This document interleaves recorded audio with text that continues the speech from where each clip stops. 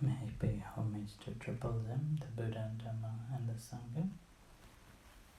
My last visit to Birmingham on the way back, while I was waiting at the airport, the gate, I was observing that people, those who were coming to Aberdeen, they were almost all of them were suited booted, and then they were looking at the iPhone or iPad and then flipping the pages of some paperworks.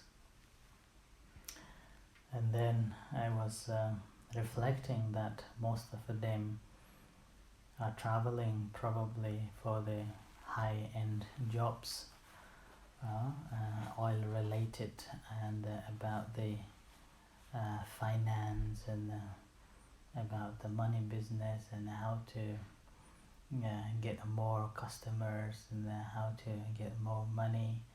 And then in the meantime, because of their hard work, they are getting fulfilling their wishes. But most of them were like very miserable. They were very miserable.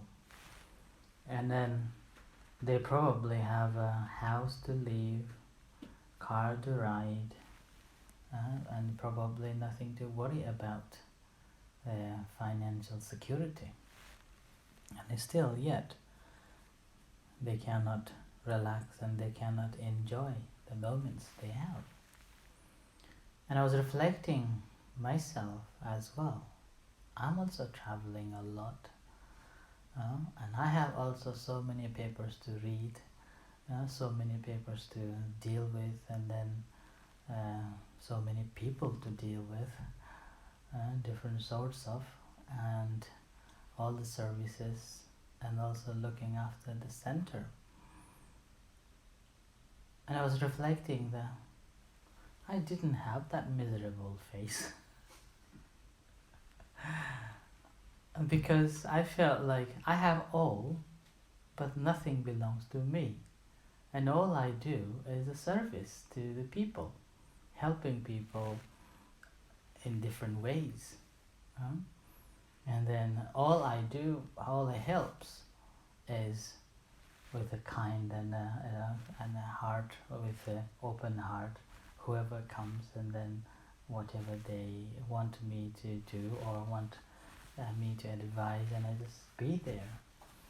And that service gave me contentment and happiness.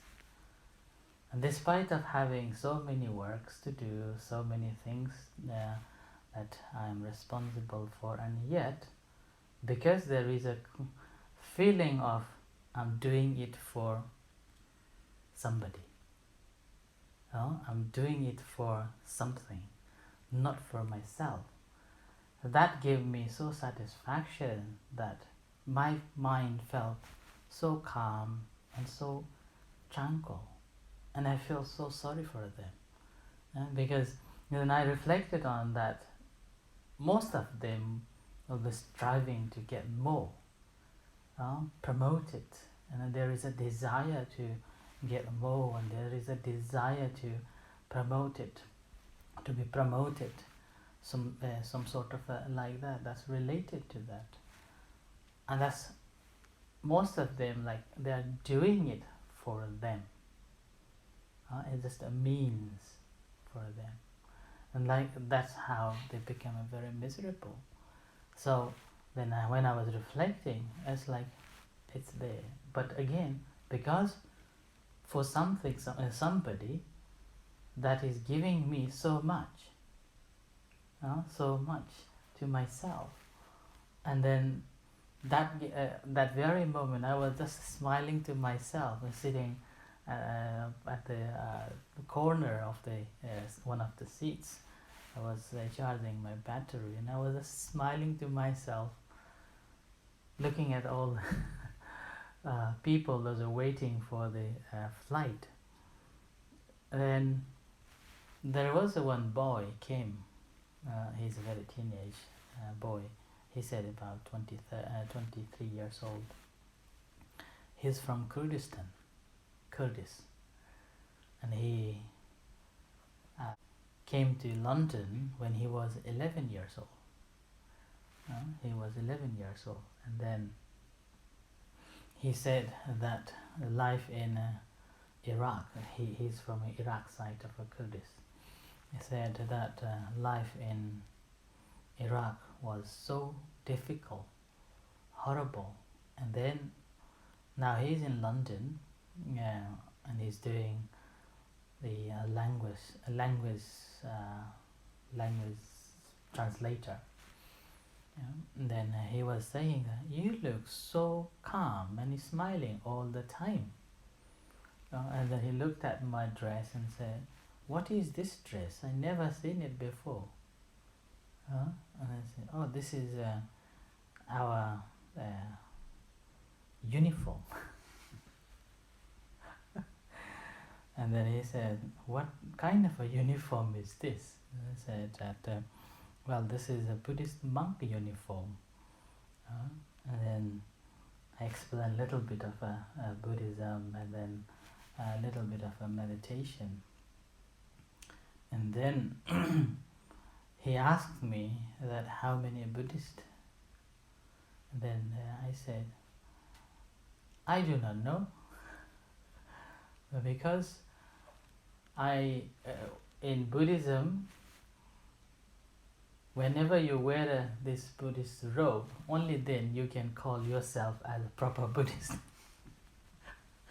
But other time, you can join any religion, practice anything."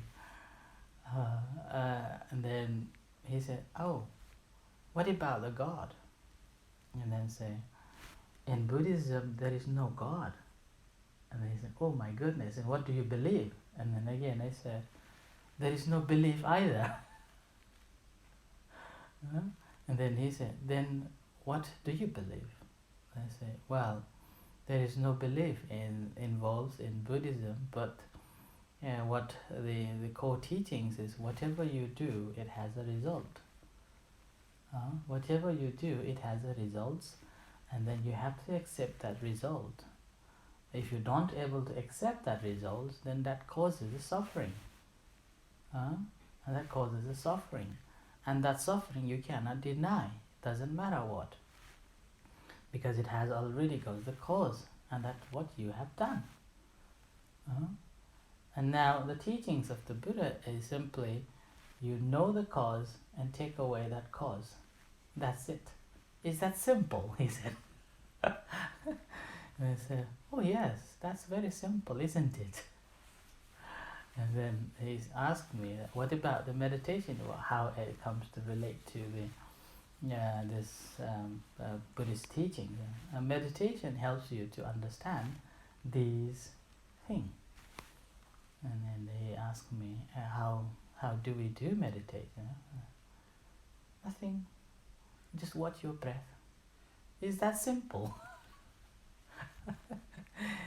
And then I said, "Yes, very simple, isn't it? Do you know that you have a breath?" "Yes," he said. And I told him, "Have you ever watched it?" "No, never thought of it." So then I gave him a little bit of a breathing practice, and then he again, his mind distracted towards Quran, and then he said that Quran talked about going to the moon, and then about the universe and so on and so on. And I say, do not think of that. Do not think of this going to the moon, about the entire world. Think in your body. What's happening? Know that this is our body. What's happening? Have you ever felt your body presence? He just, he didn't say anything. He just went silent for a while. And by that time, my gate was announced, so I asked permission to go. He was going to Belfast. So it was a very, nice conversation with him. in between these conversations, what also I got from him was that there is no chance the conflict will end in that part of the world because of this so much oil going on. And he used the word, this gold mine. So people of the Kurdish, they suffer a lot simply because of bad people taking control, and then the international involvement is involving in there, and as a result it's unresolvable conflict, he said. So he wished that he may not go back, but in the meantime he will try his best to help people in Kurdistan, in the Iraq side. So that was very sad to hear, very sad to hear. But however, anyway, and this story was just my personal experience when I was traveling, and that also related to the service that the center also gives, and then the discussion with this boy was really, appreciating and touching. Again, the funeral itself was so touching to me as well. And it's although I met this lady about 10 years ago, but the impression lasted until her last breath, and she wanted to see me before she died, but I was in Europe, so I couldn't see her, and family decided to invite me for the funeral, and I went, and I was asked to sit the coffin next to the coffin, and then they said that your favorite monk is here to say goodbye, and that was quite something.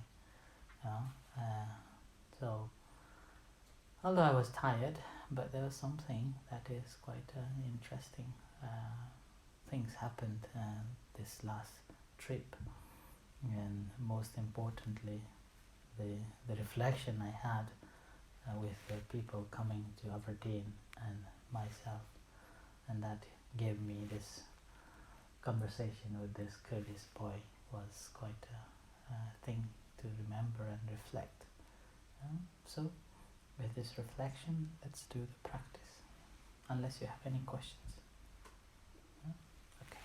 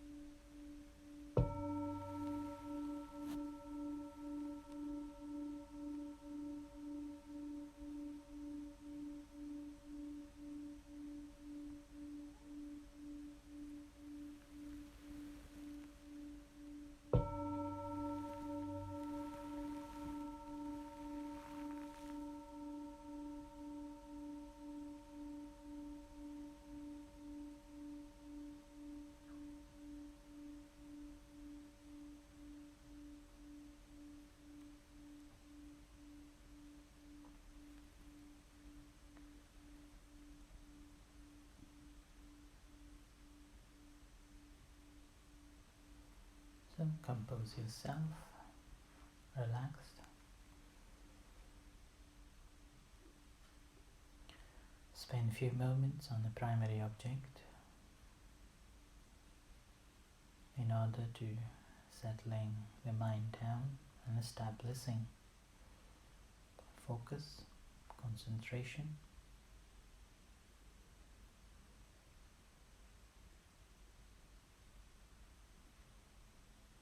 And whatever other objects arises, acknowledging them. Simply observing, acknowledging, noting, and let it be.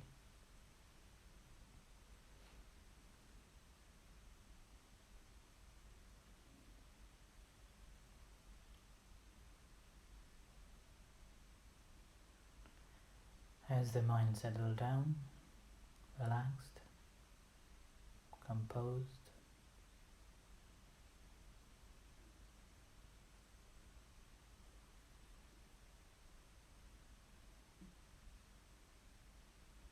training yourself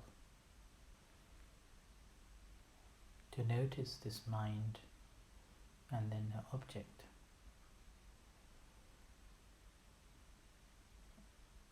The object that is being noticed. These are the two different things. A mind is one thing, an object being observed is another.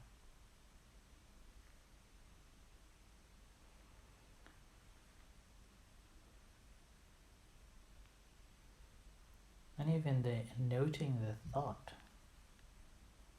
also not the same as the mind.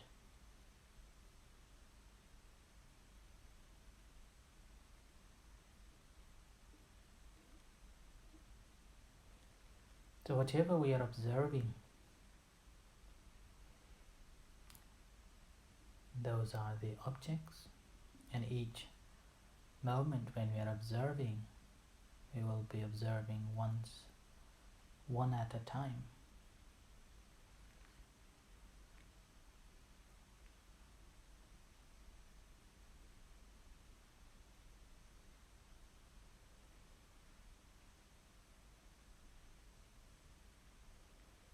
So training the mind itself to be aware of these two phenomena of the activity,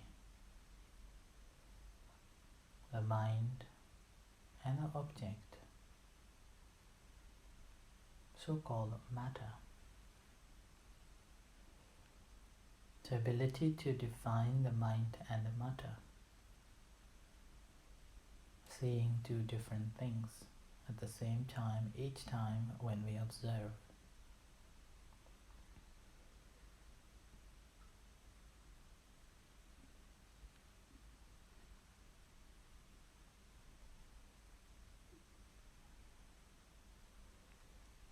And each moment when you observe an object,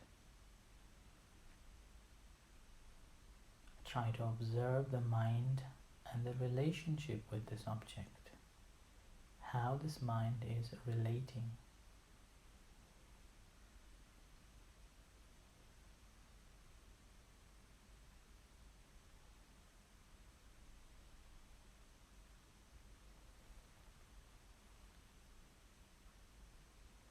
And in this process of a relationship with the object,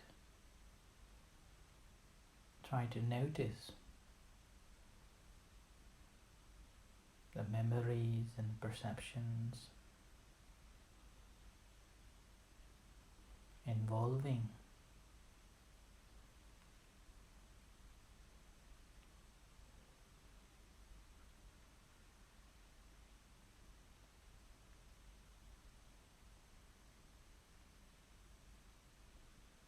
and how much these memories or perceptions influence the mind to recognize the object and how to define this object.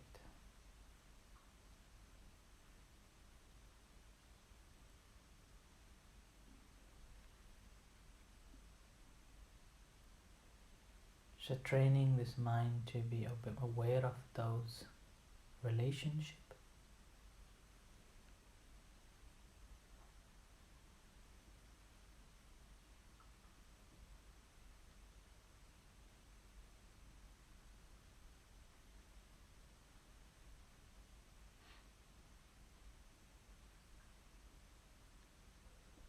And if you closely observe it, you'll be able to see that which comes first. Is it the mind, or is it the memory, or the perception, or the object?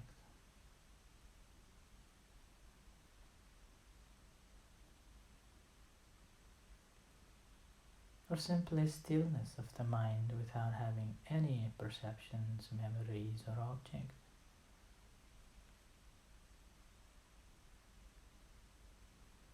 In that moment, simply establishing mindful awareness of this still mind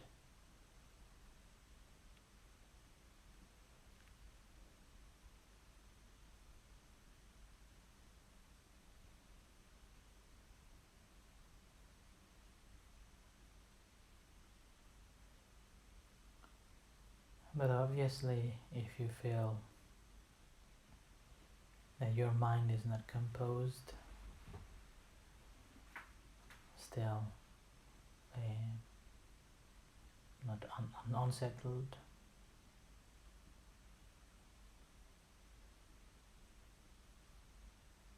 then this being a beginner's mind. Relax the body, relax the mind, aware of the sensations of the body, spending time working with the primary object,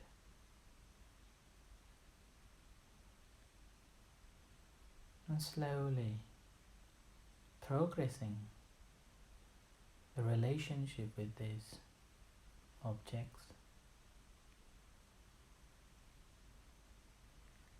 how the breath relates to the body, how the body relates to the breath, expansion, deflation, and stillness and calmness of the body, of the mind.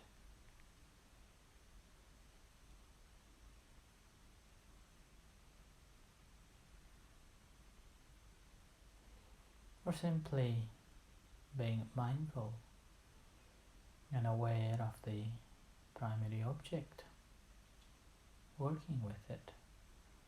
Never think that the primary object is not necessary and we shouldn't be starting from the primary object. It is always advisable to start from it, and we can stay with it as long as we want, just to strengthen our awareness.